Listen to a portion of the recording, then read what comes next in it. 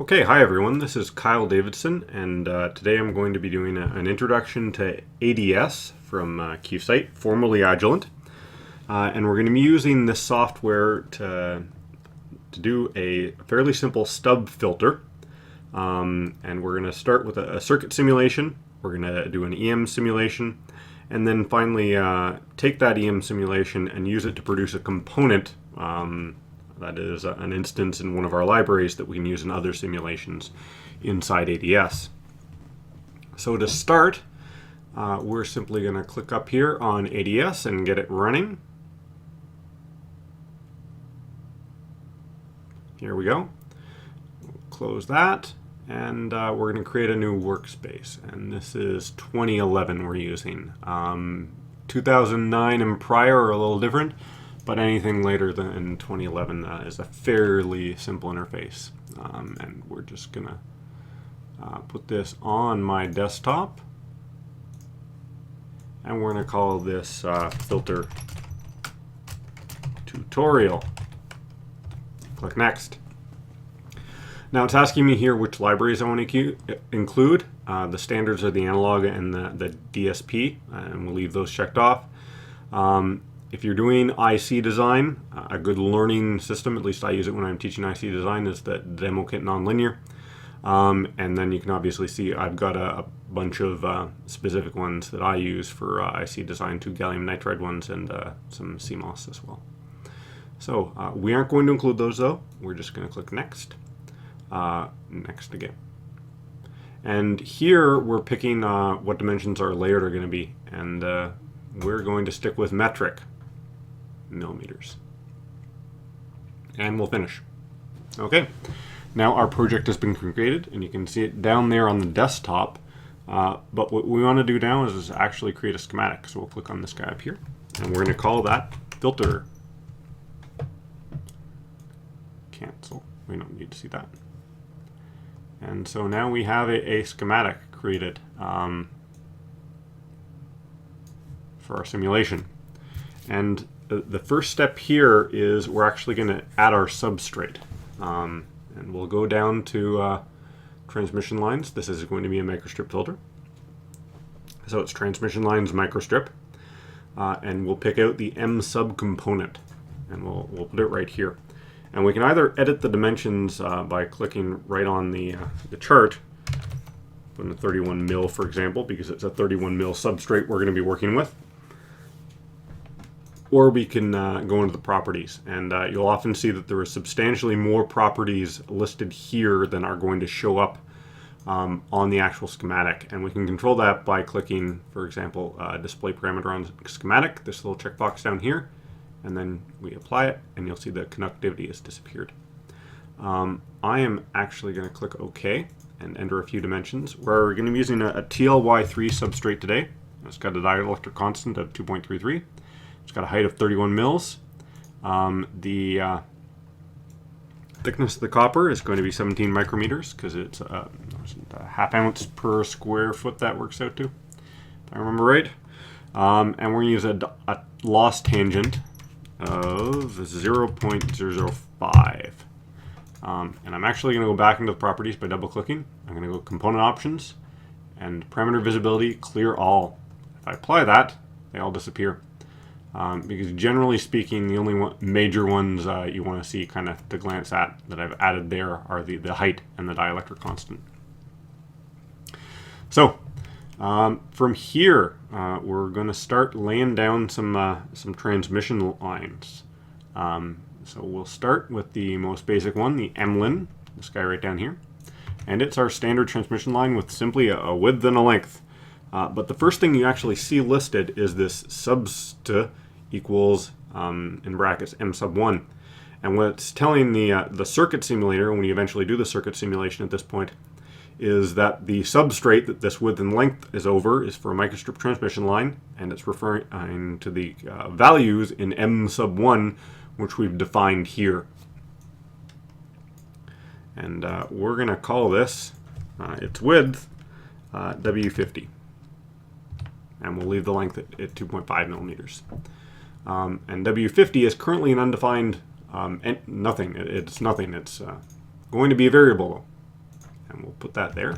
So we've gone up, added the variable block, and we're going to double click on it to open up the properties. It's got an instance name, and then down here you see a bunch of parameters. Those are the variables we want to add. And I've previously gone through and calculated all the dimensions for this. And so I'm going to run through just entering some numbers without really any context, but you'll see in the layout how it works out. And we'll call the first one W50 for the width of my 50 ohm transmission line. And we're going to give it a value of 2.31 mm.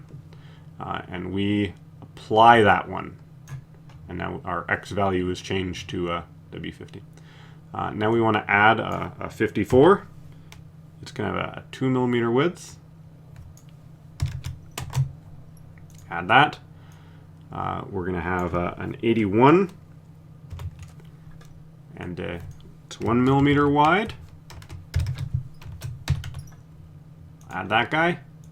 And the last one down here is a 129, because it's 3 stubs we're going to be using for this little component. And the 129 millimeter one has a, 129 ohm transmission line has a width of 0.32 millimeters on the substrate. So we'll add that. Okay. And you can see it's appeared here. I've got my 4 different variables defined now.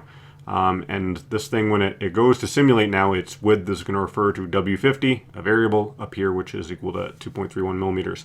And the reason we want to use these variables instead of straight up values is if we want to parameterize this, if we want to tune it, optimize it down the road, because we're not going to get first pass success with the, these are calculated by hand using the filter coefficients the way I taught in class. That's not going to work out perfectly, especially after the finite element simulation. So we want to be able to tune those, and the way to do that is through variables. But how did I get those dimensions? Well, the way I calculated them is I went into Tools, LineCalc, and Start LineCalc. And there's a variety of easy to access systems to do this on the internet, especially for microstrip transmission lines. But LineCalc is built into ADS, and it's got some extra options which are of interest.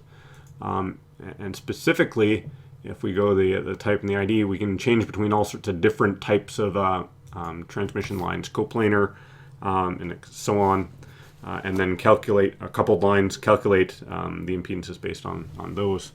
But we're going to enter 2.33 for its dielectric constant. We'll leave the relative permeability constant at 1. A height of 31 mils. A thickness of 17 micrometers for the copper on it. And the frequency we're going to be interested in, I designed this for, was 66 gigahertz. And we'll define the over here on the right, now that we've kind of entered on the left our substrate information. The frequency we're going to solve for. Over here on the right, we enter the electrical information, so the impedance, and we'll choose an effective electrical length of 90 degrees, so a quarter wave. And we're going to synthesize this, and I want to synthesize this into millimeters, so I've changed those dimensions here, and I click synthesize. And hey, what do you know? It's worked out to have a 50 ohm line with a 90 degree length is 2.31 millimeters wide, as we already had down, and it's going to be 8.87 millimeters long. So for all the stuff I calculated, the electrical lengths and the impedances, I've used LineCalc to figure out what those are going to be specifically for my substrate. And we won't save it. So we close that. From here, I've got a few things to put down. I'm actually going to copy Control-C and Control-V one of these down, and these are going to be my feed lines at either side of my little stub filter. And what I want to do next is I'm going to have 3 stubs. I'm going to put down a T junction because I'm going to have a junction between my various different components. And this T is going to have an incoming width of W50, a second width of 129, and a final width of 81 ohms. And width 1 is this port over here, width 2 is this guy over here, and the third one is the one down here at the bottom. And I'm going to copy and paste that twice. Okay. The one over here is going to be equal to 129 ohms, 129 ohms, and the final one down here will be 54 for the stub that's going to be connected to. And then lastly, the one over here on the right, it's going to be 129 coming into it. It's going to be W50 going out of it, and it'll have another stub with a width of 81. So I've got a few more things I need to enter at this point. I need 3 stubs coming out, and they're open circuit stubs, and I need 2 pieces of transmission line separating those stubs. And we'll start with the stubs I'll put down at the end. So I've gone over here, I picked my MLOC, Microstrip open circuit stub, up. I'm going to press Control R and rotate it a little so it looks like it'll look in the planar layout. And I'm going to change its values. This is my 81 ohm stub, so width 81, and it's going to have a length of 4.55 millimeters. And we'll leave it like that. And actually that's going to be the stub down here as well. And my middle stub is going to be a little different. It's going to have a width of 54 ohms, and the length is going to be 4.45 millimeters. Okay, and there's my my stubs. And finally, I just need those 2 pieces of transmission line, which are going to go in the middle. So I'll put down 2 more pieces of transmission line. They're going to have a width of 129 ohms, and this guy's going to have a length of 4.69, and the other one's almost identical. Okay, so just to space some things out a little, because now we have to connect everything. I'll go there. We'll just put that guy right there. Move this down, and now everything looks like a stub filter. We've got our 3 stubs, we've got our bunch of T-junctions, and we've got our transmission lines separating the T-junctions. And I'll just click on the wire up here. I'm going to connect all my various different pieces.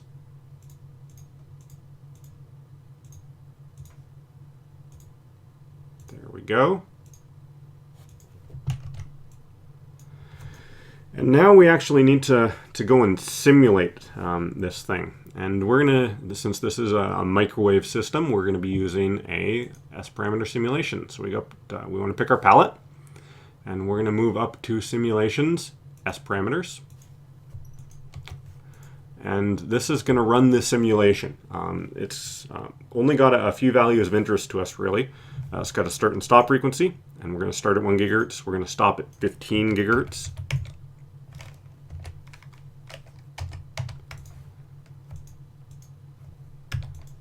And we're going to choose a step of just like 0.01 gigahertz, which is a lot of solutions, but the simulation is just a circuit simulation, so it's going to solve that very quickly. And now we need to put terminals, and we'll just pick it off here from my palette. We'll put one on either end. And these are just acting as my, my 50 ohm inputs and outputs. Terminals 1 and terminal 2. Terminal 1 over here on the right, so port 1. Terminal 2 over here on the sorry, that's on the right, this is on the right. Sorry, that's on the left, this is on the right. We connect them to the inputs and the outputs, and we'll put a ground off this guy right here. Press escape. And now everything's connected the way we want it to be. And that is actually our circuit. And now we press this guy up here, the little gear, to simulate. And hey, it's done. That's how quick it was. So just widen this up a little. And I'm not going to look at too much of the information. Sorry, I'll slow down for a second. We're going to go over here. We're going to pick the rectangular plot button. We're going to click on S21 and look at our transmission coefficient. OK. there we have a plot. It's of the S21, and this filter was designed for around 7 gigahertz, I guess. You can see it's passing all the waves through with a slight passband ripple until about 6, and then you've clearly got some attenuation. Significant attenuation, more than we should reasonably expect for a fairly simple stub filter. And that's because we're just dealing with the circuit model. And if we want, we can also look at the S11, another rectangular plot. Hey, it looks somewhat similar. And if we want to go back to this one, we can actually add the S11 to that as well and sort of see them versus each other. And no surprise, when S21 is close to 0, S11, your reflection coefficient is fairly low, and then they pass each other around the cutoff frequency. And we're going to close that, but we'll save it. Now, the next step from here is really where it starts to get interesting, because we've only done a circuit simulation, and there's tons of software that can do that. We want to lay this out now, and we'll do that. We go up to Layout, Generate Update 8, and just click OK here. And hey, there is our 3 stubs in our filter. Okay, and we're ready to go. Often you'll see, especially with more complex shapes, stuff doesn't quite go where it's supposed to. It'll be connected with a tiny line, but geometrically in the wrong location, and you've got to do a bit of fixing when you generate the layout. But this is a fairly simple geometric shape, so we get a nice layout the first time. So from here, we want to do an EM simulation. And that EM simulation is going to provide us much more accurate results than we get with the circuit simulation. And in this case, because it is just a microstrip transmission line structure we're dealing with, it's actually very straightforward to do so. We go up here, we click the Insert Pin button, and we click on our 2 ports, P1 and P2. And that is our circuit now. All we have to do is set up a few more things. We need the substrate, and we need the EM simulation set up before it actually goes to simulate, similar to what we did the S parameters in the circuit simulation. This is my substrate editor. And we'll click on it. It doesn't find a substrate, so we're going to create one. And it says, do you want to call it substrate 1? No, we're going to call it TLY3 because that's what we're using. But the template we're going to use, and we have some options here, is the 25 mil alumina, and that is essentially a pretty standard printed circuit board. And this guy pops up. Much better than the 2009 version of ADS, if you ever used it. We've got an obvious 3D view of the substrate. Down here in the bottom, we've got the ground plane, and we can change some stuff with it we want.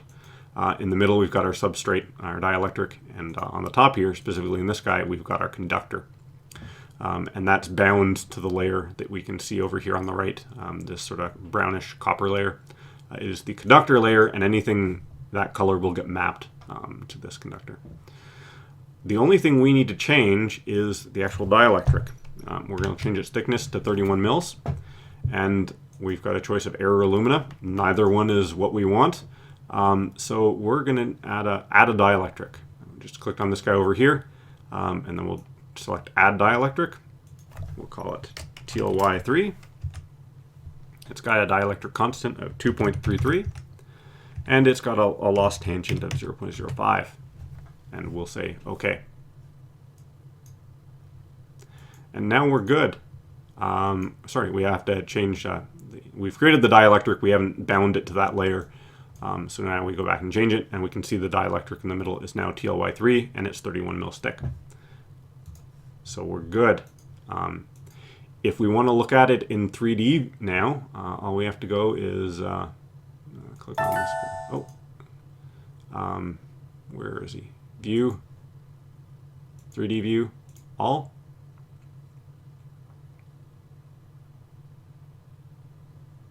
And we can see it's all nice and set up now. There is not a ton to see though, outside of what we already had, because there are no vias in this case. It's just one layer. But if you're dealing with multi-layer boards and vias, that 3D visualization certainly helps.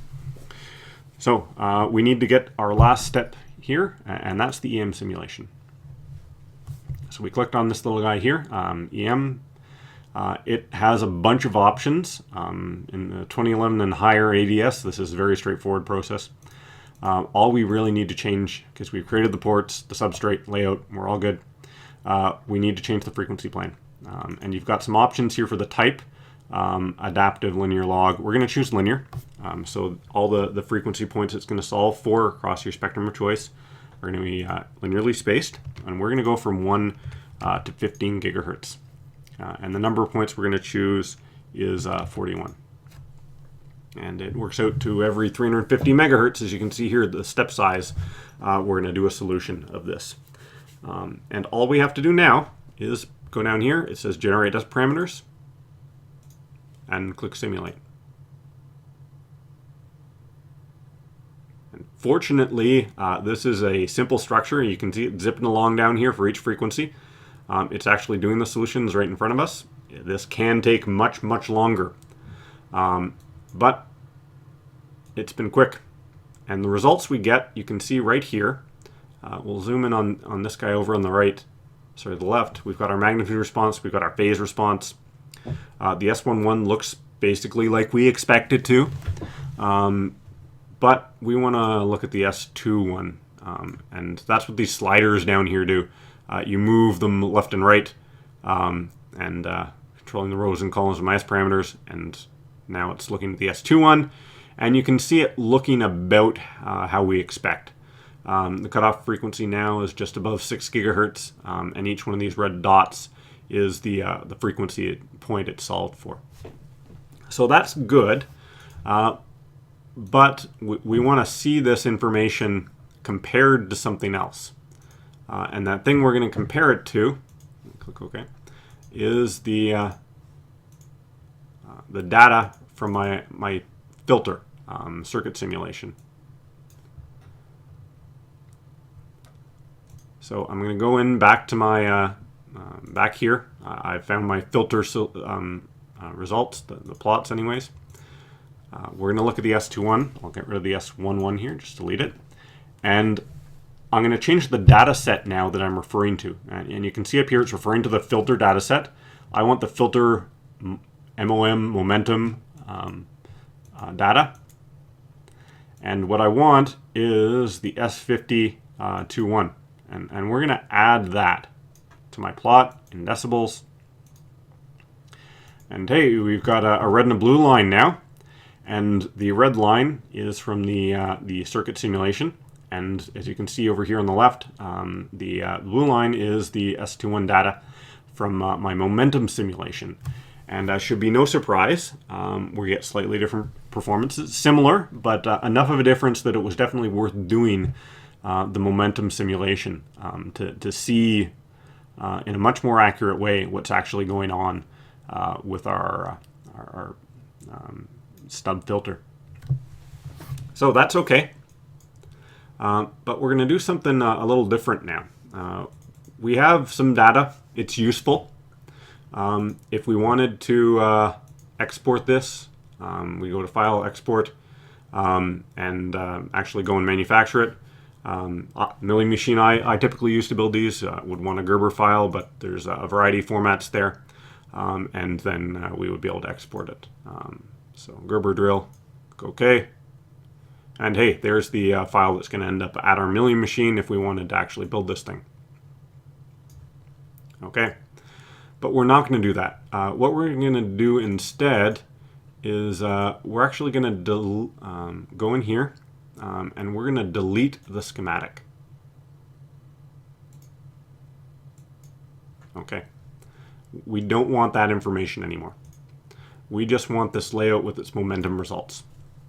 And from here, the final thing we want to do is we're going to take this and we're going to create a part in our library that other simulations can refer to. So if we wanted to use this, for example, in a low-pass filter, in a transmitter or a receiver, we can build each one of our components, our amplifiers, our filters, our mixers separately, and then tie them together in one simulation. in one schematic. And to do that, we go into EM component, create EM model and symbol. And then we'll just click OK. And hey, it was successful. So how do we access that? We're going to create a new schematic. And we're going to just leave that as cell 1, because that's fine. And we're going to go into the schematic. And we're going to go into the library. And that's what this is here, display component library list. Give it a second. There it is. And you see a bunch of stuff from ADS, but we want the workspace library. So that's actually the stuff we created in this workspace. And there is 2 things, and these are from our schematics, and we want the filter library. And we'll just sort of drag and drop it onto my schematic. And there it is. Note, it looks just like the actual layout of the schematic. The schematic symbol looks just like the layout we were dealing with. And that's for a reason. So we can visualize what it is we're dealing with, and we know it's from an EM simulation. And that's what we're going to do now. We'll go back to the simulation S parameters. We're going to drop down a terminal on either end of this guy.